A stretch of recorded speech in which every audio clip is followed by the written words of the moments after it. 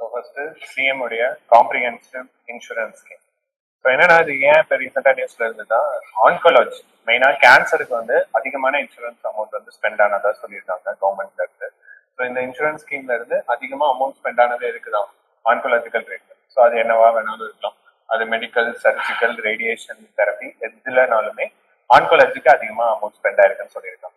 So இப்போ நமக்கு இது தெரியணும், பட் இதை தாண்டி இந்த ஸ்கீம் பத்தி என்னன்றது நமக்கு தெரியணும். ஸோ இதை நம்ம இனிஷியலா என்னன்னு சொல்லியிருக்கோம், கலைஞர் காப்பீட்டு திட்டம். இதுதான் இப்போ என்னவா மாதிரி இருக்கு, சிஎம்ஸ் காம்ப்ரிஹென்சிவ் இன்சூரன்ஸ் ஸ்கீம் அப்படின்னு ஆயிருக்கு. ஸோ இது லான்ச் ஆன டேட்டு தேவை, ஸோ அதை நோட் பண்ணிக்கோங்க, 23rd July 2009. அதுக்கப்புறம் அப்ஜெக்டிவ் என்னது, குவாலிட்டி ஹெல்த் கேர் கொடுக்கறது. அதுக்கப்புறம் individuals through empanelled government and private hospitals. So இந்த எம்பேனல்டு அப்படின்றது என்ன அப்படின்னா கவர்மெண்ட் கிட்ட ரெஜிஸ்டர் பண்ணியிருக்கக்கூடிய ஹாஸ்பிட்டல்ஸ். ஸோ இதில் ரெண்டுமே கவர் ஆகுது, கவர்மெண்ட் ஹாஸ்பிட்டல்ஸும் கவர் ஆகுது, பிரைவேட் ஹாஸ்பிட்டல்ஸும் கவர் ஆகுது. சரியா? ஸோ இதோட நம்ம ரிலேட் பண்ணி பார்த்தோம்னா உங்களோட ஸ்டாலின் இருக்கு, இதை தாண்டி மெடிக்கல் ட்ரீட்மெண்ட்ஸ் எது வருதோ அதையும் நோட் பண்ணி வச்சுக்கோங்க. ஓகே, ஸோ இது எதுக்கு ஈக்குவலண்டா அப்படின்னு நம்ம இது ஸ்டேட்டுக்கு நம்ம கொண்டு வரோம் அப்படின்னா ஆயுஷ்மான் பாரத்துக்கு ஈக்குவலண்டா கொண்டு வரோம். ஸோ நமக்கு ஸ்டேட்ல இது இருக்கு, சிஎம் உடைய கலைஞர் காப்பீட்டு திட்டம். So CM comprehensive insurance scheme. So central கவர்மெண்ட்ல இதுக்கு ஈக்குவலண்ட் என்னது, ஆயுஷ்மான் பாரத். ஸோ ஆயுஷ்மான் பாரத் என்ன பண்றாங்க அப்படின்னா ரெண்டு காம்பனண்டா பிரிக்கிறாங்க. ரெண்டு காம்பனண்ட்டுக்கும் நமக்கு ஹாஸ்பிட்டல்ஸ் பொறுத்த வரைக்கும் 3 செக்டார் முக்கியம். என்னதெல்லாம், பிரைமரி, செகண்டரி, டெரிஷியரி. எக்கனாமிக்ஸ் மாதிரி தான். அப்ப இதுல என்ன சொல்றோம்னா பிரைமரி அப்படின்றது பிரைமரி ஹெல்த் சென்டர். ஓகே, ஆரம்ப சுகாதார நிலையம் சொல்றோம் இல்லையா, அந்தந்த கிராமத்துல சின்ன லெவல்ல இருக்கும். அப்ப சின்னதா ஏதோ ஃபீவர், ஹெட்டேக்கு, மைனரா இருக்க விஷயங்களை இந்த பிரைமரி ஹெல்த் சென்டர்ல ஹேண்டில் பண்ணிக்கலாம். அதுக்கப்புறம் கொஞ்சம் சிவியர் ட்ரீட்மெண்ட்ஸ்க்கு நமக்கு எங்கதான் போய் ஆகணும், செகண்டரி, அப்புறம் டெரிஷியரி. டெரிஷியன்றது மல்டி ஸ்பெஷாலிட்டி ஹாஸ்பிட்டல். இந்த ரெண்டும் இருக்கு. அப்போ இந்த ஆயுஷ்மான் பாரத்ல எப்படிதான் பிரிக்கிறாங்கன்னா பிரைமரி, இது ஃபுல்லா செகண்டரி அண்ட் டெரிஷியரி. அப்போ பிரைமரிக்கு என்ன பண்றோம் அப்படின்னா ஹெல்த் அண்ட் வெல்னஸ் சென்டர்ஸ் அப்படின்னு கொண்டு வராங்க. ஸோ இது வந்து மேக்ஸிமம் மைக்ரோ யூனிட்ஸ் மாதிரி அங்கங்க சின்ன சின்ன குட்டி பிளேசஸ்க்கு அதை கொண்டு வந்துடுறாங்க. இதெல்லாம் ஹெல்த் அண்ட் வெல்னஸ் சென்டர். அப்போ அதுல இன்னொரு காம்பனன்ட் என்ன அப்படின்னா Pradhan Mantri Jan Arogya Yojana, PMJAY. So Ayushman Bharat hyphen PMJAY அப்படின்னு சொல்லுவாங்க. அப்ப இதுல எதெல்லாம் கவர் பண்றாங்க, செகண்டரி, டெரிஷரி செக்டார்ஸ்ல இதுல கவர் பண்றாங்க. அப்ப இந்த ஸ்கீமுக்கு கீழே ஒரு ஆளுக்கு எவ்வளவு அமௌண்ட் தராங்க, ஆயுஷ்மான் பாரத் ஒரு ஃபேமிலிக்கு தான் தராங்க. சரி, ஒரு ஃபேமிலிக்கு 5 லட்சம் தராங்க ஒரு வருஷத்துக்கு. ஆனா அதுல என்ன கிடையாதுன்னா எந்த ரெஸ்ட்ரிக்ஷனும் கிடையாது. அந்த ஃபேமிலி மெம்பர் இப்படி இருக்கணும், அதுல ஒரு லேடிஸ் தான் இருக்கணும், இத்தனை ஜென்ஸ் தான் இருக்கணும் அப்படின்னு அதுல லிமிட் கிடையாது. ஆனா ஒரு குடும்பத்துக்கு 5 லட்சம் ஒரு வருஷத்துக்கு நம்ம கொடுக்கணும். அதுதான் இந்த ஸ்கீமுக்கு கீழே அவங்க கொடுக்குறது. ஸோ இந்த ரெண்டுத்தையும் ஈக்குவலண்டா வச்சுக்கோங்க. ஓகேவா? இதெல்லாம் நம்ம ஆல்ரெடி ஸ்கீம்ஸ், நேஷனல் ஸ்கீம்ஸ் எடுக்கும்போது பார்த்தோம், அதனால நம்ம அதுக்கு மெட்டீரியல்ஸ் கொடுக்கல. ஸோ இது தெரிஞ்சவங்க அதுலயும் ரெஃபர் பண்ணிக்கோங்க, இல்லைன்னா நோட் பண்ணி வச்சுக்கோங்க.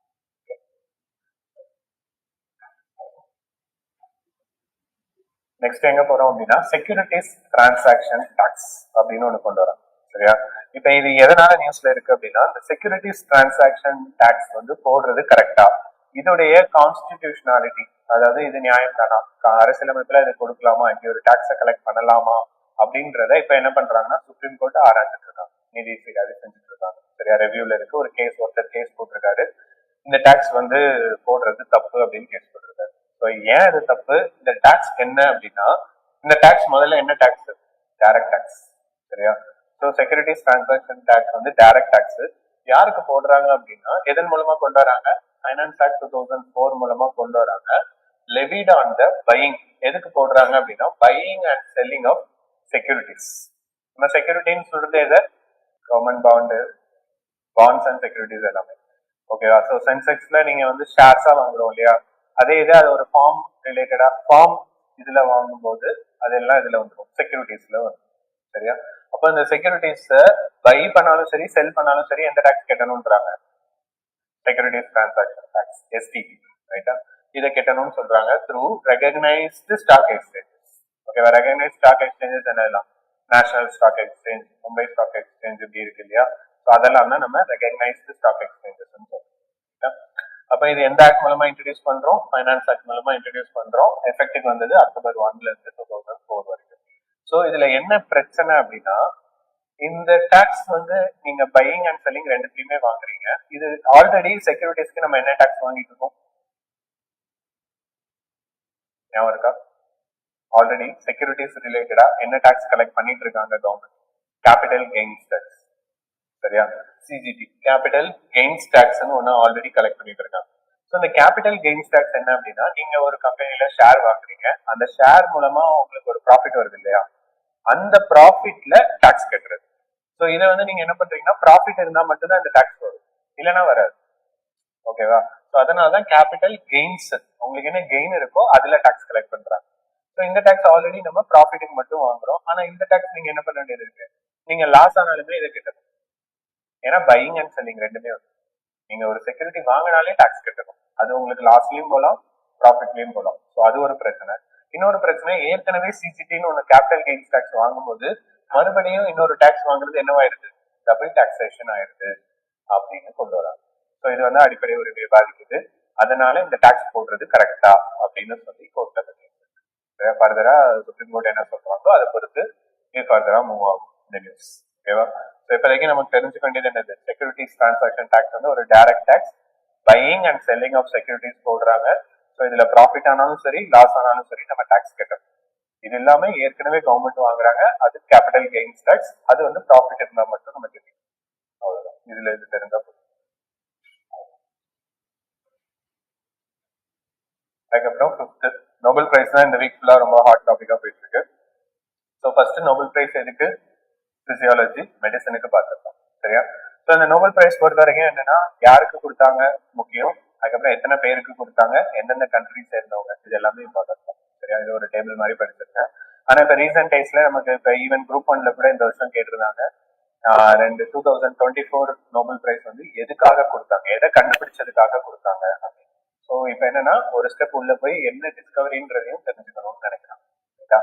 அதனால நம்ம இப்போ இதுல ஃபர்ஸ்ட் யார் யாருன்னு பார்த்துடலாம். 3 பேரு. ஸோ 2 பேர் யூஎஸ்ல, ஒருத்தர் ஜப்பான்ல. சரியா? ஸோ அதை எஸ்டாப்ளிஷ் பண்ணிடலாம். இப்போ இவங்களுக்கு எதுக்காக இந்த நோபல் பிரைஸ் வந்திருக்கு அப்படின்னா, இவங்க இம்யூனிட்டி ரிலேட்டடா, இம்யூன் டாலரன்ஸ், ஸ்பெசிபிக்கா அதுல role of regulatory T cells. ஓகேவா? ரெகுலேட்டரி T செல்ஸும் FOXP ஜீன், இந்த ரெண்டையும் பத்தி எக்ஸ்பெரிமெண்ட் பண்ணியிருக்காங்க. ஸோ இப்போ இந்த ரெண்டும் என்னன்றதை நம்ம பார்த்துருக்கோம். என்னன்னா, இம்யூனிட்டி பொறுத்த வரைக்கும் நமக்கு இம்யூனிட்டி எதனால, இம்யூனிட்டி எதை ஃபைட் பண்ணும், இம்யூனிட்டி நம்ம எதை சொல்றோம், இம்யூன் செல்ஸ், டி செல்ஸ் எதை ஃபைட் பண்ணணும், இதெல்லாம் ஆன்டிபாடிஸ் எது வருதோ அதை ஃபைட் பண்ணணும். ஓகே? அப்போ வெளியில இருக்கிற ஆன்டிபாடிஸ் என்ன வருதோ அதை ஃபைட் பண்ணணும். ஆனா சில டைம் என்ன பண்ணிடுது, நம்மளுடைய ஆர்கனையே இது ஃபைட் பண்ணணும். ஓகேவா? உள்ளுக்குள்ள இருக்கிற ஆர்கனையே இது என்ன பண்ணிடும்னா, ஏதோ ஒரு ஃபாரின் பாடி போல அப்படின்னு நினைச்சுக்கணும். அந்த மாதிரி வரக்கூடியதுதான் நம்ம ஆட்டோ இம்யூன் டிசார்டர்ஸ். ஸோ சில பேருக்கு அவங்களுடைய ஹார்ட்டவே அது திடீர்னு அஃபெக்ட் பண்ண ஆரம்பிக்கும். ஹார்ட் வந்து அது திடீர்னு என்ன நினைச்சுக்கோன்னா, இது ஏதோ ஃபாரின் பாடின்னு அது மாதிரி நினைச்சுக்கணும். ஸோ இது வந்து சில டைம் ஜெனட்டிக்கா நடக்கும், சில கேஸ்ல ஏதாவது ஒரு ஹார்மோனல் இம்பேலன்ஸ்ல நடக்கும். நிறைய காசஸ் நிறைய இருக்கு. ஓகே? ஆனா இப்படி ஒரு டிசீஸ் இருக்கு. இதுல அவங்களுடைய போனை அஃபெக்ட் பண்றது, அவங்களுடைய செல்ஸ் அதுவே அஃபெக்ட் பண்ணிக்கிறது, இதெல்லாம் நடக்கும். அதுதான் ஆட்டோ இம்யூன். நம்மளோட இம்யூனிட்டி நம்மளையே அட்டாக் பண்றது ஆட்டோ இம்யூன் டிசார்டர்ஸ். அப்போ இதுல எந்த 2 செல்ஸ் முக்கியமா இருக்குன்னா, ஒன்னு ட்ரெக்ஸ், அதுதான் இந்த ரெகுலேட்டரி T செல்ஸ். ஓகேவா? இன்னொன்னு FOXP3 ஜீன். அப்ப இந்த ரெகுலேட்டரி T செல்ஸ் என்ன அப்படின்னா, இவங்க தான் என்னன்னா peace keepers of the immune system. So இவங்க என்ன பண்றாங்க அப்படின்னா, ஆட்டோ இம்யூனிட்டியை ஸ்டாப் பண்ணி வைக்கிறாங்க. ஓகேவா? அப்ப இது என்ன பண்ணுது, இது விடு விடு அவன் நம்மாளு அப்படின்னு அந்த வடிவில் ஜோக்ல சொல்லுவாங்க. அந்த மாதிரி இதெல்லாம் நம்மளோட செல் தான், அஃபெக்ட் பண்ண வேண்டாம் அப்படின்றத இது சொல்லுது. ஸோ அதனாலதான் அது ரெகுலேட்டரி T செல்ஸ். அது ரெகுலேட் பண்ணுது, T செல்ஸை ரெகுலேட் பண்ணுது. அப்போ இதோடைய ப்ரொடக்ஷனை எது வந்து கண்ட்ரோல் பண்ணுதுன்னா FOXP3. அதனாலதான் இதை நம்ம என்னன்னு சொல்றோம்னா மாஸ்டர் கண்ட்ரோல் ஜீன் சொல்றோம். ஏன்னா இந்த ஜீன் கண்ட்ரோல், இது ப்ரொடியூஸ் ஆகுறது, இதுதான் இதோடைய ப்ரொடக்ஷனை ரெகுலேட் பண்ணுது. ஸோ மாஸ்டர் கண்ட்ரோல் யாரு தான்? FOXP3 ஜீன் தான். சரியா? அதுக்கப்புறம் விதவுட் FOXP3 ஜீன் என்ன ஆயிரும்னா, அந்த ட்ரெக்ஸ் வந்து என்ன ஆகிரும், டோன்ட் ஃபார்ம். அந்த ட்ரெக்ஸ் வந்து ஃபார்ம் ஆகாது. ஸோ அவங்க ஃபார்ம் ஆகலைன்னா என்ன பண்ண ஆரம்பிச்சிருவாங்க, இம்யூன் சிஸ்டமே அஃபெக்ட் பண்ண ஆரம்பிச்சிடும். ஏன்னா அங்க நமக்கு இருக்கிற T செல்ஸுக்கு அதுக்கு தெரியாது எதை அஃபெக்ட் பண்ண, எதை அடிக்கணும், எதை அடிக்க கூடாதுன்னு அவங்களுக்கு தெரியாது. அது அவங்களுக்கு காமிச்சு கொடுக்கறது ட்ரெக்ஸ். ட்ரெக்ஸை ப்ரொடியூஸ் பண்றது FOXP3 ஜீன். அதனாலதான் இது ரெண்டுமே முக்கியம். ஸோ FOXP3 ஜீன் இல்லைன்னா ட்ரெக்ஸ் ப்ரொடியூஸ் ஆகாது. ட்ரெக்ஸ் ப்ரொடியூஸ் ஆகலைன்னா ஆட்டோ இம்யூன் டிசார்டர். ஸோ அதனாலதான் கிளினிக்கல் இம்பார்ட்டன்ஸ் இதை வந்து use in the therapies for ஆட்டோமின் diseases, cancer, organ transplant tolerance இதெல்லாம். அப்போ நமக்கு கேன்சர்ல என்ன பண்ணுவாங்க அப்படின்னா, கேன்சர்ல நமக்கு என்ன நடக்குது? Abnormal sell multiplication and uncontrolled sell multiplication, cell division. ரைட்டா? அப்ப செல்ஸ் வந்து அதிகமா நடக்குது. அப்ப என்ன பண்ணுவாங்கன்னா ஒரு சில ட்ரீட்மெண்ட்ல கேன்சர் இதுல இந்த இம்யூன் சிஸ்டம் ஆட்டோ இம்யூனா மாத்தணும். இப்போ பாடியில இருக்கிறதே கேன்சர் செல்லா மாறிடுச்சு. இப்போ கேன்சர் செல்னா அதை அஃபெக்ட் பண்ணாம விட்டுட்டா என்ன ஆயிடும்? மல்டிபிள் ஆயிட்டே இருக்கும்.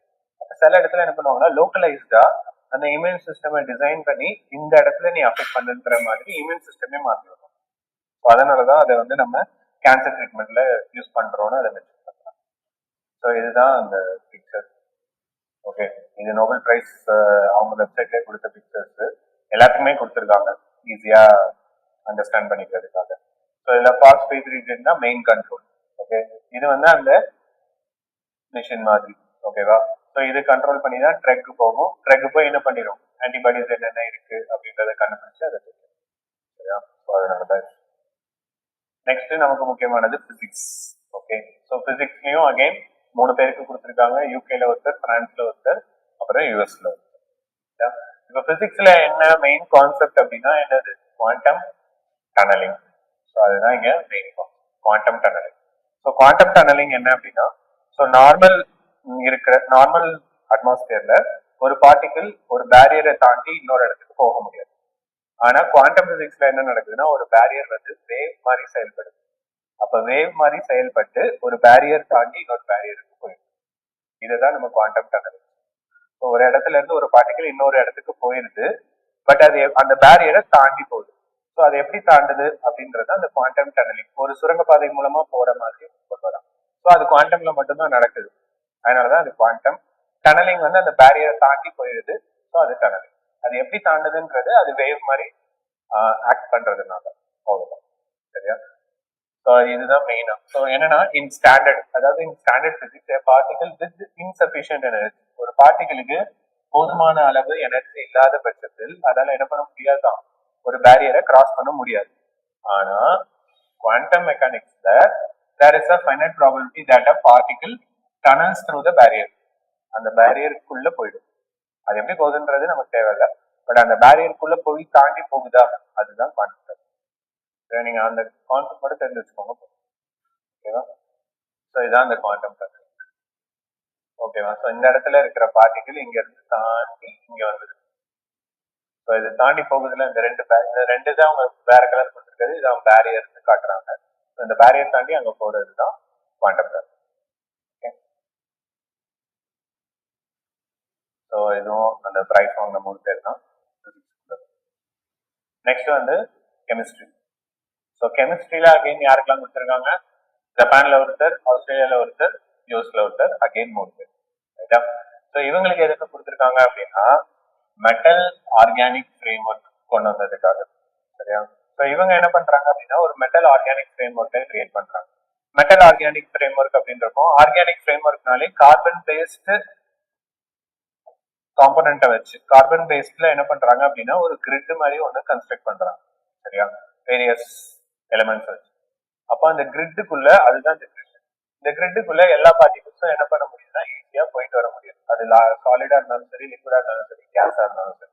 இது கேஸ், அதனாலதான் அது மண்டையில இவ்வளவு இது. சரியா? அவங்க அப்படி சிக்னிஃபை பண்ணியிருக்காங்க. அதனால லிக்விட் வந்து லிக்விட் குடிக்குது, சாலிடு குப்பை வச்சுக்கிட்டு இந்த மாதிரி அவங்க கொண்டு வந்தது. ஸோ சாலிட், லிக்விட், கேஸ் எதுவா இருந்தாலும் இவங்க கிரியேட் பண்ண ஃப்ரேம் ஒர்க்குள்ள ஈஸியா போயிட்டு வர முடியுது அப்படின்னு காட்டுறாங்க. சரியா? ஸோ அதனாலதான் metal organic frame work.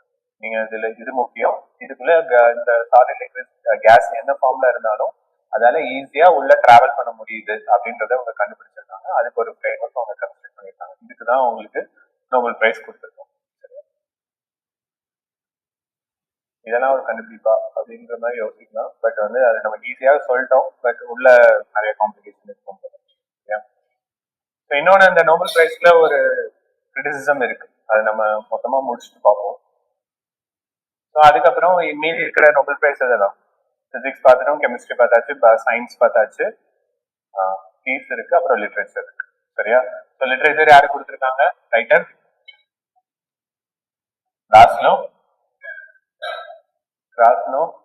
ராஸ்னோ கோல்ஹை something. ஓகேவா? ஸோ இவர் வந்து ஹங்கேரியை சேர்ந்தவர். ஹங்கேரியை சேர்ந்து ஃபர்ஸ்ட் இந்த நோபல் பிரைஸ் ஃபார் லிட்ரேச்சர் வாங்குறது இவர் தான். ஓகே.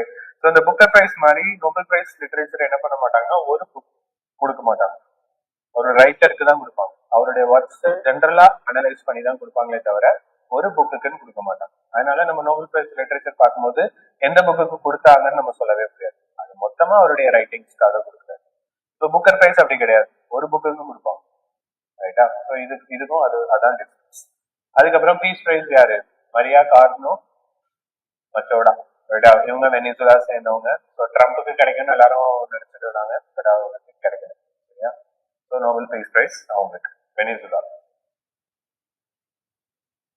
ஸோ இதெல்லாம் தான் நோபல் பிரைஸ்ல. அதுக்கப்புறம் நோபல் பிரைஸோட பேக்ரவுண்ட் நமக்கு தெரியணும்ல. ஸோ அதோட ஸ்டோரி ஆல்ரெடி தெரியும்னு நினைக்கிறேன் இல்லையா? ஆல்ஃபிரட் நோபல் தான் வந்து இவர் என்ன பண்ணியிருப்பாரு அப்படின்னா டைனமைட்டை கண்டுபிடிச்சிருப்பாரு. சரியா? அப்ப இவர் இந்த டைனமைட்டை ஆக்சுவலா கண்டுபிடிச்சது இந்த குவாரியில வேலை பார்க்கறவங்களுக்கு கல்லை உடைக்கிறதுக்கு ஹெல்ப்ஃபுல்லா இருக்கும் அப்படின்னு சொல்லி அவர் கண்டுபிடிச்சது. ஆனா என்ன பண்ண ஆரம்பிச்சிட்டாங்க அப்படின்னா ஆரம்பத்துல இவருடைய கண்டுபிடிப்பை செலிப்ரேட் பண்ணவங்க இந்த டைனமைட்டை தப்பான விஷயத்துக்கு யூஸ் பண்ண ஆரம்பிச்சிடறாங்க.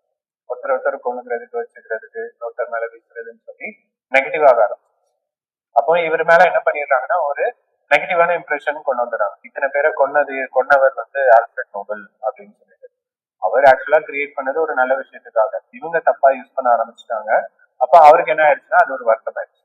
ஓகே, நம்ம ஒரு பாசிட்டிவான ஒரு விஷயத்துக்கு கொண்டு வந்திருந்தோம், ஆனா இன்னைக்கு வந்து நமக்கு என்ன ஆக ஆரம்பிச்சிச்சு, இதுவே நமக்கு ஒரு நெகட்டிவ் நேம் மாதிரி ஆயிடுச்சு அப்படின்னு சொல்லிட்டு அதை வந்து அவாய்ட் பண்றதுக்காக என்ன பண்ணாரு அப்படின்னா அந்த நோபல் பிரைஸ் அப்படின்றத கிரியேட் பண்ணாரு. ஓகேவா? ஸோ அவருடைய நேமுக்கு வந்து களங்கம் வந்துடக்கூடாது. ஸோ இதுதான் பேக்ரவுண்ட் ஸ்டோரி.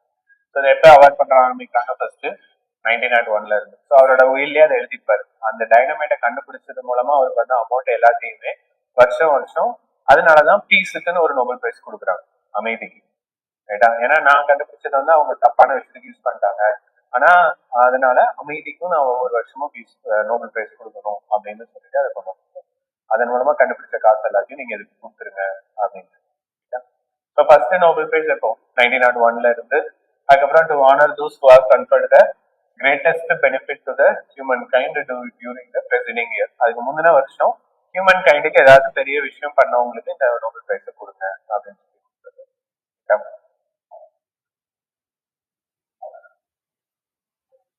அதுக்கப்புறம் இந்த அவார்டட் பை அப்படின்றதும் இம்பார்ட்டன்ட். ஏன்னா என்ன நடக்கும் அப்படின்னா ஒரு சிலது வெவ்வேறு இதுல இருந்து கொடுப்பாங்க. சரியா? ஃபார் எக்ஸாம்பிள் இப்போ ஃபீல்டு வந்து பிசிக்ஸ் இருக்குன்னா அதை யார் கொடுப்பா? Royal Swedish Academy. கெமிஸ்ட்ரியும் ராயல் ஸ்வீடிஷ் அகாடமி. ஆனா பிசியாலஜி யார் கொடுத்துருவா? Nobel assembly at Karolinska Institute. ஓகேவா? அதுக்கப்புறம் லிட்ரேச்சர் ஸ்வீடிஷ் அகாடமி கொடுத்துருவாங்க. Peace Norwegian Nobel committee. Again economic sciences யாரு? Royal Swedish Academy of Sciences. Okay. So இந்த மாதிரி ஒரு சிலதை மட்டும் மாற்றி கொடுப்பாங்க. அதனால யார் எதை அவார்ட் பண்றாங்கன்றத பார்த்து வச்சுக்கோங்க. டேபிள் பீரியட்ஸ்ல இருக்கும். ஸோ அதில் மட்டும் இதை பற்றி பார்த்து வச்சுக்கோங்க. ஓகே. அதுக்கப்புறம் ceremony details. So held every year December. So இப்போ அனௌன்ஸ் பண்ணிடுவாங்க, ஆனால் அவார்ட் கொடுக்குறது இப்போ டிசம்பர்ல இருக்கும். அதுக்கப்புறம் piece price is the only one award எங்க ஆஸ்லோ நார்வேல அந்த சேம் டே. அதுக்கப்புறம் ஈச் லாரட்டுக்கு என்ன கொடுக்குறாங்க? கோல்டு மெடல், ஒரு டிப்ளமோ, அதுக்கப்புறம் மானிட்டர் இதெல்லாம் கொடுக்குறாங்க. சரியா? அப்போ இந்த பீஸ் பிரைஸ் மட்டும் வேற இடத்துல கொடுக்குறாங்க, நார்வேல கொடுக்குறாங்க, ஆனா அதே நாள். அப்போ ஒரே இடத்துல இது நடக்காது. சரியா? ஸோ அது மட்டும் ஸ்பெஷலா பார்த்து வச்சுக்கோங்க. இப்போ இதுல என்ன ப்ராப்ளம் இருக்கு அப்படின்னா, இப்ப நம்ம பார்த்த எல்லா எக்ஸ்பெரிமெண்ட்ஸ் பிளஸ் வந்து நோபல் பிரைஸ் எல்லாமே அவங்க கண்டுபிடிச்சது எப்பவும் கண்டுபிடிச்சிருப்பாங்க, ஆனா அதுக்கான நோபல் பிரைஸை கொடுக்கறது தான். சரியா? ஸோ அவங்க கண்டுபிடிச்சு அது எல்லாத்தையும் ஆல்ரெடி நம்ம எஸ்டாப்ளிஷ் பண்ணி அது ஆல்ரெடி ஃபார்முக்கு வந்திருக்கும். இப்போ ஆட்டோமின் டிசார்டர் இருக்குன்னா அந்த எக்ஸ்பெரிமெண்ட் எல்லாம் செஞ்சு நம்ம நடைமுறைப்படுத்தியிருக்கோம். எப்பவோ அதை மெடிசன் ஃபீல்டெல்லாம் யூஸ் பண்ணியிருப்பாங்க, ஆனா அவங்க அவார்டு கொடுக்கறது இப்போ கொடுப்பாங்க. ஸோ அது என்ன ஆயிடுதுன்னா சில கேஸ்ல என்ன ஆயிடுது, அது ரொம்ப லேட் ஆயிடுது, டூ லேட் ஆயிடுது. 1980s 85ல கண்டுபிடிச்சிருப்பாங்க, அதெல்லாம் ரொம்ப முன்னாடி இருக்கும், ஆனா அதுக்கு அவார்டு இப்போ தான். சரியா? ஸோ அது ஒரு கிரிட்டிசிசமா இருக்கு. நேற்றுக்கு கூட அது அதை பத்தி ஒரு ஆர்டிகல் எழுதியிருக்காங்க, லாஸ்ட் வீக்ல அதை எழுதியிருக்காங்க. அது தெரிஞ்சு மட்டும் வச்சுக்கோங்க. ஸோ இன்னொன்று இதுல முக்கியமானது என்ன அப்படின்னா, இதை என்ன பண்ண முடியாது, டெத்துக்கு அப்புறம் கொடுக்க முடியாது, போஸ்ட்மஸா கொடுக்க முடியாது. இந்த அவார்டை உயிரோட இருக்கும்போது தான் கொடுக்க முடியும். அப்புறம் மேக்சிமம் 3 லாரட்ஸ்க்கு தான் கொடுக்க முடியும். ஒரு பிரைஸை 3 பேருக்கு தான். அதுக்கப்புறம் இந்தியன் நோபல்ல நமக்கு இந்தியால யாரெல்லாம் வாங்கியிருக்காங்க? ரவீந்திரநாத் டாகூர், அப்புறம் மதர் தெரேசா. சரியா? அவங்க பீஸ்க்கு வாங்கினாங்க. டாகூர் எதுக்கு வாங்கினாரு? லிட்ரேச்சர். ஓகேவா? அது ரெண்டும் தெரிஞ்சுக்கோங்க. நெக்ஸ்ட் வந்து காப் சிரப் டெத்து. ஸோ அது கேள்விப்பட்டிருப்பீங்கன்னு நினைக்கிறேன். ஸோ காப் சிரப் கொடுத்துருக்காங்க. காப் சிரப்ல எத்தனை பேர் இறந்துட்டாங்க? எங்க இறக்குறாங்க? எந்த ஸ்டேட்ல நடக்குது? மத்திய பிரதேஷ். ஓகேவா? ஸோ என்னன்னா இந்த காப் சிரப்ல இந்த டைஎத்திலீன் கிளைகால் இருக்கு இல்லையா? டைஎத்திலீன் கிளைகால், அதுக்கப்புறம் எத்திலீன் கிளைகால், இது ரெண்டுமே இண்டஸ்ட்ரியல் சால்வன்ட்ஸ். ஓகேவா? நீங்க ஆக்சுவலா காப் சிரப்ல எதுதான் வச்சிருக்கணும் அப்படின்னா கிளிசரின் அல்லது ப்ரொபிலின் கிளைகால் தான் வச்சிருக்கணும். கிளிசரின் அல்லது ப்ரொபிலின் கிளைகால் தான் நம்ம காப் சிரப்ல லெஜிட்டிமேட் அமௌண்ட்ல ஆட் பண்ணணும். ஆனா இது கொஞ்சம் காஸ்ட்லி. அப்போ மேனுஃபேக்சரர்ஸ் என்ன பண்றாங்கன்னா கம்மியான ரேட்ல ப்ரொடியூஸ் பண்ணணும்னு சொல்லிட்டு டைஎத்திலீன் கிளைகால் அல்லது எத்திலீன் கிளைகால ஆட் பண்ணிடுறாங்க. அதை ஆட் பண்றது மட்டும் இல்லாம, ஏன்னா இதெல்லாம் இண்டஸ்ட்ரியல் சால்வன்ட், இண்டஸ்ட்ரியில யூஸ் பண்றது, அதை என்ன பண்ணிடுறாங்க? காப் சிரப்ல ஆட் பண்ணிடுறாங்க. ஸோ இதை ஆட் பண்ணது மட்டும் இல்லாம இதை வந்து என்ன பண்ணிடுறாங்கன்னா அதிக அளவுல ஆட் பண்றாங்க. இப்ப டைஎத்திலீன் கிளைகால் எவ்வளவு இருந்திருக்கணும் அப்படின்னா 0.1% தான். ஆனா எவ்வளவு இருந்துச்சு? 48%. நீங்க இப்ப செக் பண்ண காப் சிரப்ல கோல்ட் ரிஃப் அப்படின்ற காப் சிரப் தான் வந்து டெத் ஆச்சு. நீங்க அதனால பார்மசி போனீங்கன்னா கோல்ட் ரிஃப் வாங்குறாங்க கொடுத்தாங்கன்னா குடிச்சிடாதீங்க. ஓகேவா? கோல்ட் ரிஃப். ஸோ இந்த கோல்ட் ரிஃப்ல 0.1% தான் கவர்மெண்ட் சொன்ன, அதாவது நம்மளுடைய ட்ரக் ரெகுலேட்டரி அத்தாரிட்டி இருக்கு இல்லையா, அவங்க சொன்னது 0.1. ஆனா இவங்க ஆட் பண்ணியிருந்தது 48%. இந்த 48% டயத்திலின் கிளைகால குடிச்சதுனாலதான் இந்த 22 பேர் இறந்தது. சரியா? ஸோ டயத்திலின் கிளைகால என்ன பண்ணிடும் அப்படின்னா கிட்னி ஃபெயிலியர் ஆக்கிடும். ஸோ கிட்னி ஃபெயில் ஆனதும் உங்களுக்கு மல்டிபிள் ஆர்கன் ஃபெயிலியர் ஆகிடும். ஸ்ட்ரைட்டா டெத் காப்பாற்றவே முடியாது. ஓகே, அதனாலதான் அது ரொம்ப ரொம்ப சீரியஸா போயிட்டு இருக்கு. ஸோ இது நடந்தது மத்திய பிரதேஷ்ல. ஆனா இந்த பார்மசி கம்பெனி, எந்த கம்பெனி இதை உருவாக்குச்சோ அது எங்க இருக்கு? காஞ்சிபுரத்துல இருக்கு. மேனுஃபேக்சரிங் யூனிட் இருக்கிறது காஞ்சிபுரத்துல.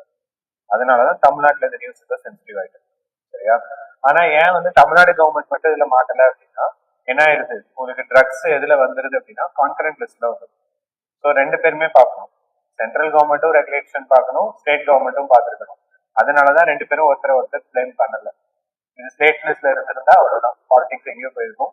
இல்ல சென்ட்ரல் லிஸ்ட்ல இருந்திருந்தாலும் பாலிடிக்ஸ் எங்கேயோ போயிருக்கும். ஸோ ரெண்டு பேருமே பொது பட்டியல இருந்ததுனால யார சொன்னாலும் பிரச்சனை. ரெண்டு பேருமே இதை பார்த்திருந்திருக்கும். ஆக்சுவலா ஸ்டேட் கவர்மெண்ட் அபிஷியல்ஸ் பார்த்திருந்தாலும் கண்டுபிடிச்சிருந்திருக்கலாம், அல்லது நேஷனல் லெவல்ல சென்ட்ரல் கவர்மெண்ட் இருந்து பார்த்திருந்தாலும் கண்டுபிடிச்சிருக்கலாம். ரெண்டு பேருமே கண்டுபிடிச்சாங்க. அதான் பிரச்சனை. ஸோ இப்போ அந்த கம்பெனியை வந்து சேல் வச்சுட்டாங்க. நமக்கு அந்த கம்பெனி என்ன ஏது அது தேவையில்லை, ஜஸ்ட் தெரிஞ்சு மட்டும் வச்சுக்கோங்க, அது போதும். ஓகேவா? ஸோ நமக்கு தேவை இந்த டயத்திலின் கிளைகால்.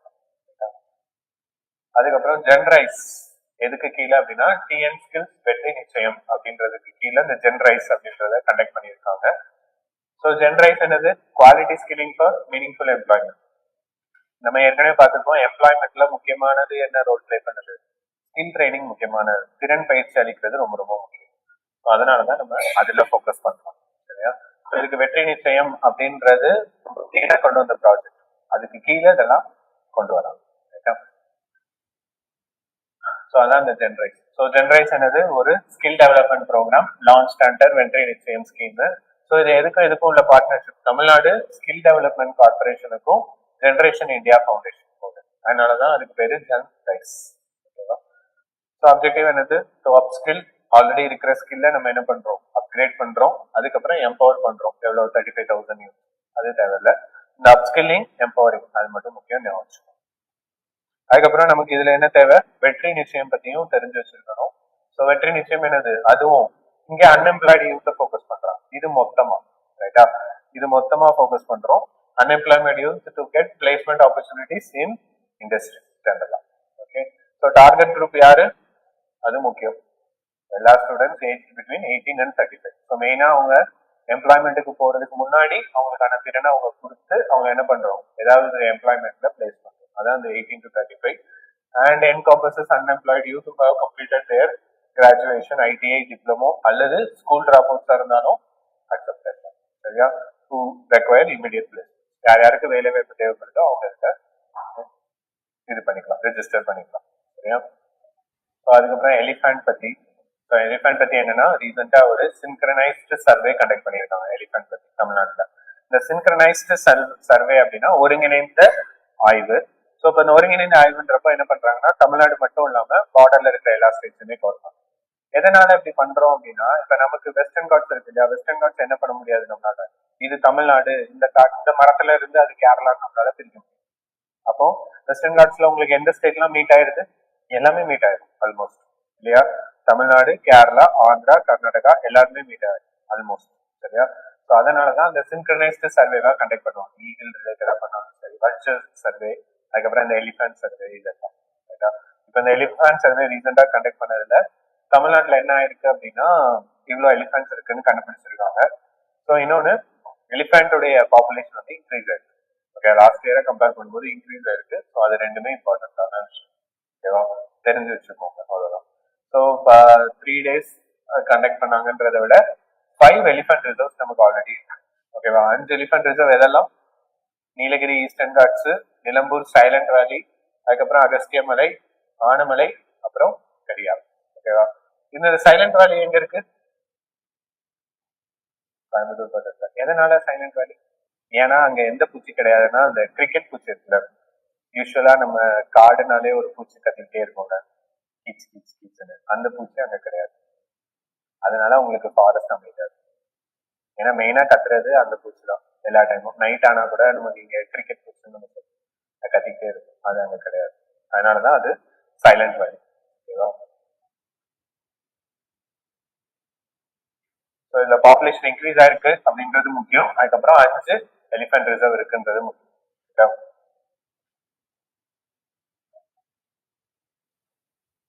அதுக்கப்புறம் தமிழ்நாடு அதேதான் அதோட இது தமிழ் வருஷன். அதுக்கப்புறம் பயோடைவர்சிட்டி ஹெரிடேஜ் சைட் அனௌன்ஸ் பண்ணியிருக்காங்க. எத்தனாவது சைட்டு? 4வது சைட்டு. ஆல்ரெடி 3 இருக்கு, இப்ப 4வது பயோடைவர்சிட்டி ஹெரிடேஜ் சைட்டு தமிழ்நாட்டுல அனௌன்ஸ் பண்ணிருக்காங்க. சரியா, எந்த பிளேஸ்? நாகமலை இல்லக், ஈரோடுல. சரியா, ஆல்ரெடி இருக்கிற 3 இதெல்லாம் அரிட்டப்பட்டி, அதுக்கப்புறம் கசம்பட்டி, அப்புறம் எலத்தூர் லேக். ஓகேவா, ஸோ மதுரை, திண்டுக்கல், ஈரோடு ஆல்ரெடி இருக்கு. இது 4வது biodiversity heritage site. So biodiversity heritage சைட்னா என்ன? பல்லுயிர் பாரம்பரியமா என்ன பண்றோம், இம்பார்ட்டன்ஸ் கொடுத்து வைக்கிறோம். சரியா, மற்றபடி அதுல ஸ்பெசிபிக்கா எதுவும் இல்ல. இந்தியா ஃபுல்லா எத்தனை இருக்கு மொத்தம்? ஸோ நமக்கு இன்னொன்னு முக்கியம், ஃபர்ஸ்ட் பயோடைவர்சிட்டி ஹெரிடேஜ் சைட் எது அப்படிங்கிறது. ஃபர்ஸ்ட் என்னது? நல்லூர் டாமரின் குரூவ் எங்க? பெங்களூர், கர்நாடகா. இதுதான் நம்ம ஃபர்ஸ்ட் ஹெரிடேஜ் சைட் கொண்டு வரோம். So according to national biodiversity authority, India has a total of எவ்வளோ? 49 பயோடைவர்சிட்டி ஹெரிடேஜ் இந்தியா ஃபுல்லா இருக்கு. சரியா, ஸோ வெஸ்ட் பெங்கால் தான் இருக்கலே highest number of biodiversity heritage site அதிகமா வச்சிருக்கிறது வெஸ்ட் பெங்கால். ஸோ ஃபர்ஸ்ட் எது இருந்துச்சுன்றது முக்கியம், அதுக்கப்புறம் எது அதிகமா வச்சிருக்கிறதுன்றது முக்கியம். ஸோ இதெல்லாம் தான் இந்தியா ஃபுல்லா இருக்கிற பயோடைவர்சிட்டி ஹெரிடேஜ் டோட்டலா.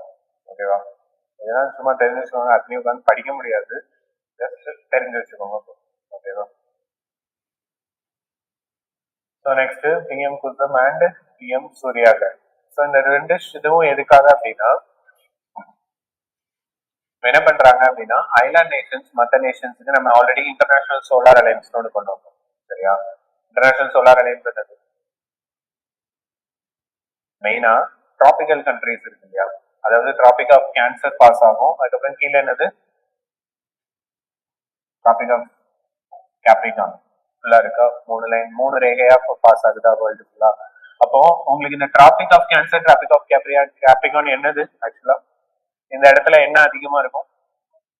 வெப்பம் அதிகமா இருக்கும். இங்க சன்லைட் அதிகமா இருக்கும் மெயினா. சரியா, சோ இதுல இருக்கிற கண்ட்ரிஸ் எல்லாத்துலயுமே என்ன இருக்கும் உங்களுக்கு? அதிகமா வெப்பம் அதிகமா இருக்கும், சன்லைட் வந்து கான்ஸ்டன்டா இருந்துட்டே இருக்கும். அப்ப என்ன அர்த்தம்? இங்க ஃபுல்லா நீங்க என்ன ப்ரொடியூஸ் பண்ண முடியும்?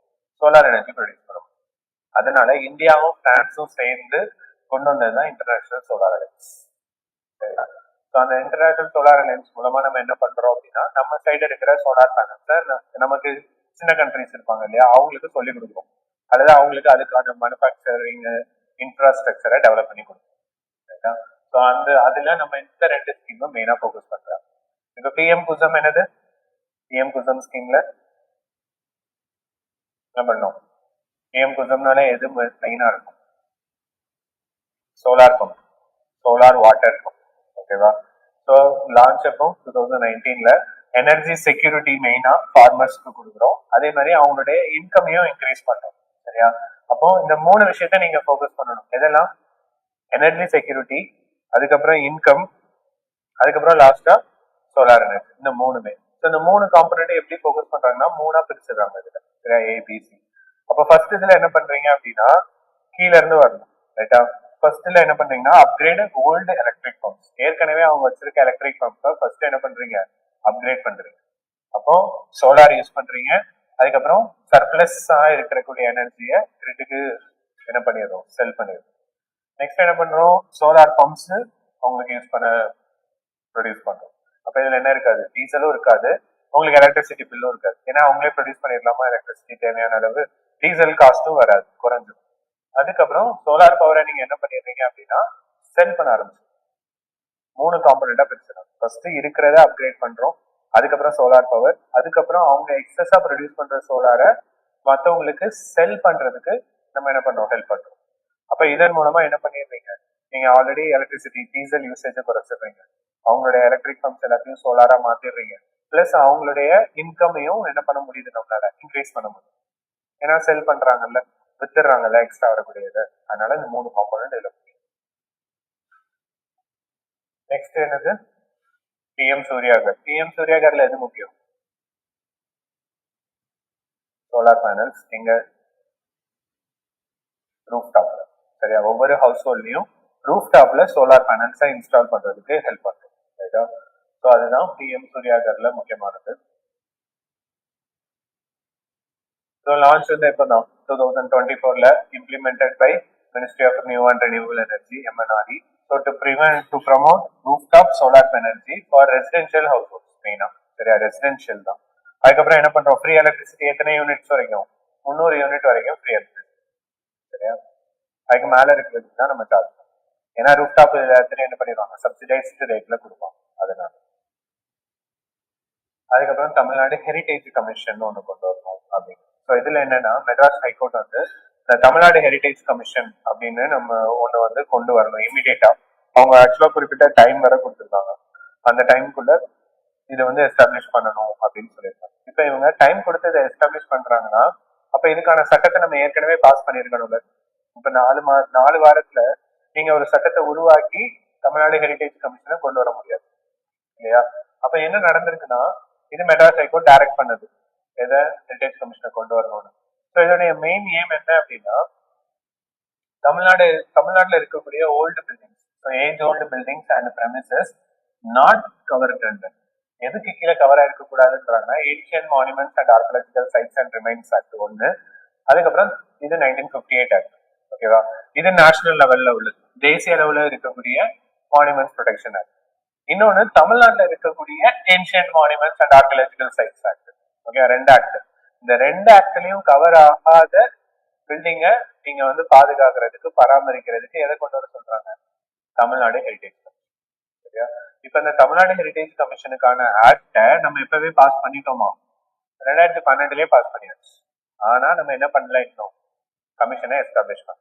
அதனால மெட்ராஸ் ஹைகோர்ட் அதை இமீடியட்டா பண்ண சொல்றாங்க. ஓகேவா? ஸோ இதுல என்னன்னா சென்ட்ரல் கவர்மெண்ட் இது வரைக்கும் எவ்வளவு டிக்ளேர் பண்ணியிருக்காங்க? ஒரு 3679 மான்யூமெண்ட்ஸை நேஷனல் இம்பார்ட்டன்ஸ் அப்படின்னு சொல்லி எதுக்கு கீழே? இந்த சட்டத்துக்கு கீழே ஆல்ரெடி அனௌன்ஸ் பண்ணிட்டாங்க. அப்ப இப்ப நம்ம இங்க கொண்டு வர ஹெரிடேஜ் கமிஷன் இந்த 3679ல கவர் ஆகாத சைட்ஸ், அதுல கவர் ஆகாத மான்யூமெண்ட். ரைட்டா? ஸோ அதுதான் இல்லை important. Next ASI documents. So இந்த டாக்குமெண்ட்ஸ் வந்து இப்போ ரீசெண்டா சோலார் இன்ஸ்கிரிப்ஷனை வந்து ஒரு 2-3 இன்ஸ்கிரிப்ஷன் என்ன பண்ணியிருக்காங்க அப்படின்னா கண்டுபிடிச்சிருக்காங்க. இப்போ ரீசெண்டா எங்க கண்டுபிடிச்சிருக்காங்க? இங்க வேதபுரீஸ்வரர் டெம்பிள், இங்க மயிலாடுதுறை டிஸ்ட்ரிக்ட்ல. ஓகேவா? ஊர் பேர் என்ன? தேரழந்தூர் தான். தேரழந்தூர். ஓகே. ஸோ தேரழந்தூர்ல அங்க இருக்கக்கூடிய வேதபுரீஸ்வரர் டெம்பிள்ல இதை கண்டுபிடிச்சிருக்காங்க, மயிலாடுதுறை. ஓகேவா? ஸோ இதுல என்னன்னா இந்த இன்ஸ்கிரிப்ஷன்ஸ்ல என்னென்ன ரெக்கார்ட் ஆயிருக்கு அப்படின்றத பாக்குறோம்.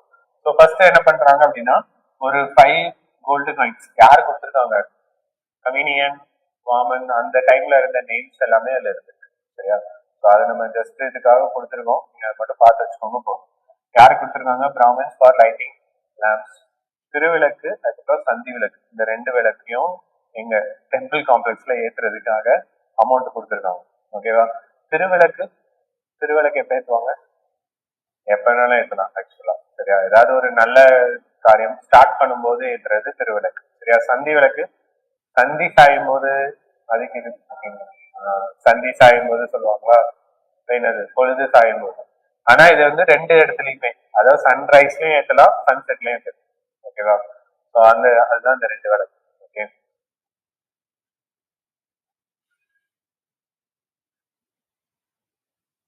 அதுக்கப்புறம் inscription engraved on jagati kumudam, இதெல்லாம் மேகசின் கிடையாது, இதெல்லாம் அந்த இன்ஸ்கிரிப்ஷன்ஸ்ல கண்டுபிடிச்சது. ஓகேவா? இதெல்லாம் குலத்தொங்க சோழா 3 அவர் இருந்த டைம்ல அவருடைய டொனேஷன், திருமஞ்சனம் அதுக்கு அவர் டொனேட் பண்ணது, இதுவும் அதுல மென்ஷன் ஆயிருக்கு. அதுக்கப்புறம் லாஸ்டா என்னது, ராஜராஜ 2 அவரு கான்ட்ரிபியூட் பண்ணது. இது என்ன விளக்குன்னு எனக்கு தெரியல. சரியா? இது கூகுள்லயும் வரல. இத அடிச்சா வந்து அந்த கேரளா விளக்கு மாதிரி காட்டு. சரியா? கூகுள்ல அந்த விளிம்பே இல்லாம ரவுண்டா இருக்கும் இல்லையா, அந்த விளக்க காட்டு. தெரிஞ்சு மட்டும் வச்சுக்கோங்க, இம்பார்ட்டன்ட். அதுக்கப்புறம் இன்னொன்னு என்னன்னா, national red list assessment initiative அப்படின்னு ஒரு இனிஷியேட்டிவ் கொண்டு வராங்க. ஸோ இதுல என்ன அப்படின்னா, ஏற்கனவே நம்ம அனிமல்ஸ் ஒரு 5 லிஸ்டா பிரிச்சிருப்பாங்க. ஓகேவா? ஐயூசிஎன் ரெட் லிஸ்ட்னு சொல்லிட்டு வல்னரபிள், என்டேஞ்சர்டு, கிரிட்டிக்கலி என்டேஞ்சர்டு அப்படின்னு சொல்லி ஒரு கேட்டகரியா நம்ம பிரிச்சிருப்போம். அதை பேஸ் பண்ணி என்ன கொண்டு வர போறாங்க அப்படின்னா, நேஷனல் லெவல்ல இந்தியா வந்து இதே மாதிரி ஒரு ரெட் புக் மாதிரி ரிலீஸ் பண்ண போறாங்க. ஸோ அதுக்கான இதுதான் இந்த national red list assessment initiative. So இதுக்கு கீழே நம்ம என்ன ரிலீஸ் பண்ண போறோம்? National red data book. ஓகேவா? Red data books, flora fauna ரெண்டையுமே கவர் பண்ணும். ரைட்டா? அதுக்கப்புறம் இது எப்ப பப்ளிஷ் பண்ற மாதிரி சொல்லியிருக்காங்க? 2030ல. ஸோ இது நம்ம ஃபர்ஸ்ட் டைம் இப்படி ஒரு அசஸ்மெண்ட் கொடுக்குறோம். இது வரைக்கும் நம்ம அப்படி பண்ணல. ஓகேவா? ஸோ அதெல்லாம் இதுல வந்துடும். அரௌண்ட் 11,000 ஸ்பீசிஸ் இதுல வந்திருக்காங்க. ஸோ இதுல வல்னரபிள்ல இருந்து how vulnerable they are to extinction. ஏன்னா ரெட் லிஸ்ட்னால என்ன அர்த்தம் தான், ஏதோ ஒரு இதுல ரொம்ப சிவியரா இருக்குன்றத நம்ம எக்ஸ்டென்ஷன் கொண்டு வரோம். சரியா? ஸோ அதை பேஸ் பண்ணி அதுக்கப்புறம் இந்த எக்ஸசைஸ் வந்து 2030 வரைக்கும், அதை ஏற்கனவே சொல்லிட்டாங்க. இது எதுக்கு சிமிலரா உள்ளது? IUCN red list. ஓகேவா? ஏற்கனவே IUCN red list critically endangered. ஓகேவா? எல்லா ஸ்பீசிஸுமே அவங்க அதில் கொடுத்துருப்பாங்க. நம்ம மெயினா ஃபோக்கஸ் பண்றது கிரிட்டிக்கலி என்டேஞ்சர்டு. ஓகேவா? ஸோ இது ஒண்ணு. அதுக்கப்புறம் நெக்ஸ்ட் ஒன்லைனர்ஸ். ஓகேவா? ஸோ இதுல என்னென்ன நம்ம பாக்குறோம் அப்படின்னா, ஃபர்ஸ்ட் சிம்பாக்ஸ் நெட்வொர்க் வந்து இங்க தமிழ்நாட்டில் பிரேக் பண்ணியிருக்காங்க. ஸோ இந்த சிம்பாக்ஸ் என்ன அப்படின்னா, இதுல என்னன்னா ஒரு சிம் பாக்ஸ் மாதிரி இருக்கும். இதுல ஒரு 15 to 20 சிம் இருக்கும். இதை எதுக்கு யூஸ் பண்றாங்க அப்படின்னா, மெயினா சீட்டிங்காக தான். ஓகேவா? ஸோ இது மூலமா கால்ஸ் பண்ணும்போது இது வந்து இன்டர்நேஷனல் கால்ஸ் மாதிரி கஸ்டமர்ஸ் இருக்கும். ஸோ இந்த நம்பரை என்ன பண்ண முடியாதுன்னா ட்ரேஸ் பண்ணவே முடியாது. ஓகேவா? ஸோ இது இப்போ ரீசெண்டா பிடிச்சிருக்காங்க. ரீசெண்டா நடந்த சைபர் கிரைம்ஸ் எல்லாத்தையுமே இந்த சிம்பாக்ஸ் நெட்வொர்க்கோட ரிலேட் பண்றாங்க. ஸோ அந்த மாதிரி ஒரு 2-3 சிம்பாக்ஸ் அவங்க இதுல இருந்து எடுத்ததா சொல்லியிருக்காங்க. ஸோ அதுதான் இந்த சிம்பாக்ஸ் நெட்வொர்க். ஓகேவா? இது மெயினா பிரைவேட் ப்ராக்ஸி நம்பர்ஸ், பிரச்சனைக்குரிய நம்பர்ஸ் யூஸ் பண்றதுக்காக நம்ம யூஸ் பண்றோம். அதுக்கப்புறம் சபரிமலா மிஸ்ஸிங் கோல்டு கேஸ். ஓகேவா? இது இப்போ ரீசெண்டா போயிட்டு இருக்கு. ஸோ இந்த மிஸ்ஸிங் கோல்டு கேஸ்ல என்ன நடக்குது அப்படின்னா, சபரிமலாவோட கர்ப்ப கிரகம் இருக்கு. ஸோ இதுல என்ன பண்றாங்க அப்படின்னா, கர்ப்ப கிரகம் இருக்கு இல்லையா சபரிமலாவோடது. ஸோ அதுக்கு வெளியில ஸ்வர்ண பாலாஸ்னு 2 காவலர்கள் இருக்காங்க. சரியா? ஸோ அவங்க அந்த காவலர்கள் மேல என்ன பண்ணிருக்காங்கன்னா, கோல்டு பிளேட்டை இன்ஸ்டால் பண்ணிருக்காங்க. இது வந்து காப்பர் கம் கோல்டு பிளேட். ஓகேவா? ஸோ இது மொத்தம் ஒரு 42 கிலோ இருக்கு. அப்ப என்ன பண்றாங்கன்னா, திடீர்னு இதெல்லாம் நாங்க கிளீன் பண்ணணும் அந்த காப்பர் பிளேட்டை அப்படின்னு சொல்லிட்டு இதை ரிமூவ் பண்ணிருக்காங்க. சரியா? ரிமூவ் பண்ணி சென்னையில இருக்கிற ஒரு ஃபார்முக்கு அனுப்புறாங்க கிளீன் பண்றது. இங்க கேரளால இருந்து சென்னைக்கு அனுப்பிட்டு திருப்பி இதை கொண்டு போய் இன்ஸ்டால் பண்ணிட்டாங்க. சரியா? பண்ணிட்டு போயிட்டு இருக்கு. அப்புறம் அங்கங்க அப்பப்ப செக் பண்ணுவாங்கல்ல, அது எல்லாத்தோடைய வெயிட்டையும். அப்ப செக் பண்ணி பார்த்தா 42 கிலோ என்னவாயிடுச்சு, 38 கிலோவா மாறிடுச்சு. ஓகே, அப்ப 4.5 கிலோ தங்கத்தை காணும். இப்ப இதுதான் கேஸ். சரியா? இப்ப இந்த 4.5 கிலோ எங்க போச்சு? இந்த ஃபார்முக்கு ஒண்ணு அனுப்புனாங்கல்ல, இவங்க வந்து கோல்டு கிளீன் பண்றதே கிடையாது. இவங்களுக்கும் கோல்டு கிளீனிங்க்கும் சம்பந்தமே இல்லை. அப்ப இந்த ஃபார்முக்கு ஏன் கோல்டு அனுப்புனாங்க, எதனால முதல்ல அதை கிளீன் பண்ண ட்ரை பண்ணாங்க அப்படின்னு சொல்லி இது ஃபுல்லா கேஸ் வந்து போயிடுச்சு. இதுக்குதான் வந்து ஓப்பனா இன்வெஸ்டிகேஷன் பண்ணணும் வைக்கணும் அப்படின்னு சொல்லி இப்போ கேரளால அது முக்கியமா போயிட்டு. அதுக்கப்புறம் கேரளாவுடைய லாங்குவேஜ் பில் இப்ப ரீசெண்டா கொண்டு வந்திருக்காங்க. கேரளாவோட லாங்குவேஜ் பில் என்ன அப்படின்னா, அப்போ மலையாளத்தை என்ன பண்றாங்க அப்படின்னா அபிஷியல் லாங்குவேஜா ப்ரொமோட் பண்றாங்க. இப்போ மலையாளம் வந்து ஏற்கனவே அபிஷியல் லாங்குவேஜ் தான் கேரளால. ஆனா என்ன ஆகுது அப்படின்னா இன்னும் ஸ்டில் நிறைய கவர்மெண்ட் ஃபங்க்ஷன்ஸ் வந்து இங்கிலீஷ்லயே ஃபாலோ பண்ணிட்டு இருக்காங்க. அதை வந்து மலையாளத்தை இன்னும் அதிகமா ப்ரொமோட் பண்ணணும் அப்படின்றதுக்காக இந்த கேரளாஸ் லாங்குவேஜ் பில் கொண்டு வரும். சரியா? அதுக்கப்புறம் வீரசைவாஸ் அண்ட் லிங்காயத், இது வந்து கர்நாடகால என்னன்னா 2 குரூப்பா இருக்காங்க. ஸோ இந்த வீரசைவர்கள் லிங்காயத் இவங்க 2 பேருமே நம்ம இந்த பக்தி அப்படின்னு நம்ம சொல்றோம் இல்லையா, பக்தி சயின்ஸ் சொல்லிட்டு. என்னன்னா ஆல்ரெடி கடவுளை வேண்டவங்க இருப்பாங்க. அதை தாண்டி அந்த ஆர்த்தடாக்ஸுக்கு ஆப்போசிட்டா ஒரு குரூப் வருவாங்க இல்லையா, அங்க அவங்களுடைய இதெல்லாம் பிரேக் பண்ணி. ஸோ அதுதான் இந்த வீர சைவத்துக்கும் லிங்காயத்துக்கும். சரியா? ஸோ வீர சைவத் எதை ப்ரே பண்றாங்கன்னா நேரா லார்ட் சிவாவை, லிங்காயத்து லிங்கத்தை. ஓகே, அதுதான் அவங்க 2 பேருக்கு இருக்குது. ஓகேவா? ரெண்டுத்துக்கும் என்ன டிஃபரன்ஸ் நீங்க கேட்கலாம், ஆனா டிஃபரன்ஸ் இருக்கு. சரியா? ஏன்னா இதே டிஃபரன்ஸ் தான் கிறிஸ்டியானிட்டிலையும் இருக்கு. இப்போ சிஎஸ்ஐ ஆர்சி கிறிஸ்டியன்ஸ் இருக்குன்னா ஆர்சி கிறிஸ்டியன்ஸ் யாரை வேண்டுவாங்க? யாரும் ஜீசஸ் கிரைஸ்ட் தானே அப்படின்னா இல்ல, ஆர்சி யாரை வேண்டுவாங்க? ஆர்சி வந்து மெயின் ஃபோக்கஸ் மேரி. சரியா? மேரி அம்மா, நம்ம மாரியம்மா. ஓகேவா? இவ்வளவுதான் டிஃபரன்ஸ். ஸோ அவங்க மேரி அம்மாவை இது பண்றாங்க. அதுக்கப்புறம் ஜீசஸ் கிரைஸ்டையும் ஃபோக்கஸ் பண்ணுவாங்க. ஆனா சிஎஸ்ஐ எதை ஃபோக்கஸ் பண்ணுவாங்க அப்படின்னா கிராஸ் சிம்பிள் மட்டும்தான். ஓகேவா? அந்த கிராஸ் சிம்பிள் இருக்கு இல்லையா, அவங்களுடைய அந்த கிராஸ் சிம்பிள் மட்டும் தான் ஃபோக்கஸ். ஸோ அந்த மாதிரி அவங்களுக்குள்ளேயே ஒரு ரிலீஜியஸ் பிலீஃப் இருக்கும். ஸோ அதே சேம் தான் அந்த வீர சைவஸ் அண்ட் லிங்காயத் இருக்கும். அதுக்கப்புறம் முக்கியமந்திரி மகிழா ரோஜ்கர் யோஜனா எந்த ஸ்டேட்ல கொண்டு வந்தாங்க? இப்ப ரீசெண்டா நியூஸ்ல இருந்துச்சு, பீகார். ஓகேவா?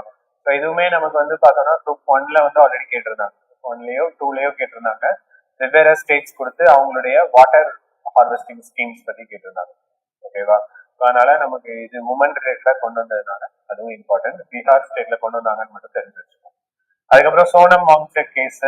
ஸோ இதுல வந்து நமக்கு லேல வந்து ஏற்கனவே 6வது அட்டவணையில அவங்களை ஆட் பண்ணணும்னு சொல்லிட்டு அங்க ப்ரொடெஸ்ட் போயிட்டு இருக்கு. சரியா? அப்ப அந்த ப்ரொடெஸ்ட்ல இந்த சோனம் வாங்செக் அப்படின்றவர் இவர் வந்து ஆக்சுவலா ஒரு என்விரான்மெண்டலிஸ்ட். ஸோ இவரும் அதுல பார்ட்டிசிபேட் பண்றாரு. ஸோ இவர் பார்ட்டிசிபேட் பண்ணும்போது என்ன ஆயிருதுன்னா அங்க ப்ரொடெஸ்ட் பெருசாயிருக்கு. சரியா? பெருசாகி அங்க பயங்கரமா கலவரத்துல போய் முடிஞ்சிருந்து நிறைய பேர் அங்க செத்துறாங்க. அப்ப இவரை போக்கஸ் பண்ணி என்ன பண்ணிடுறாங்கன்னா இவரை அரெஸ்ட் பண்ணிடுறாங்க.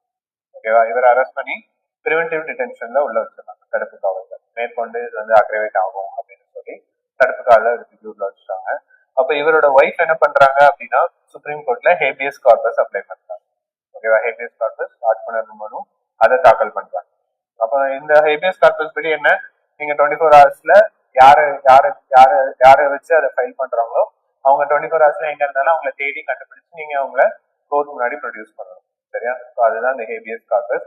ஆனா இவர் கேஸ்ல என்ன ஆயிடுச்சு அப்படின்னா சுப்ரீம் கோர்ட் இவர்கிட்ட சொல்றாங்க கவர்மெண்ட் கிட்ட, நீங்க எந்த கிரவுண்ட்ல இவர் அரெஸ்ட் பண்ணீங்களோ அதை அவங்க ஒய்ஃப் கிட்ட சொல்லுங்க அப்படின்னு.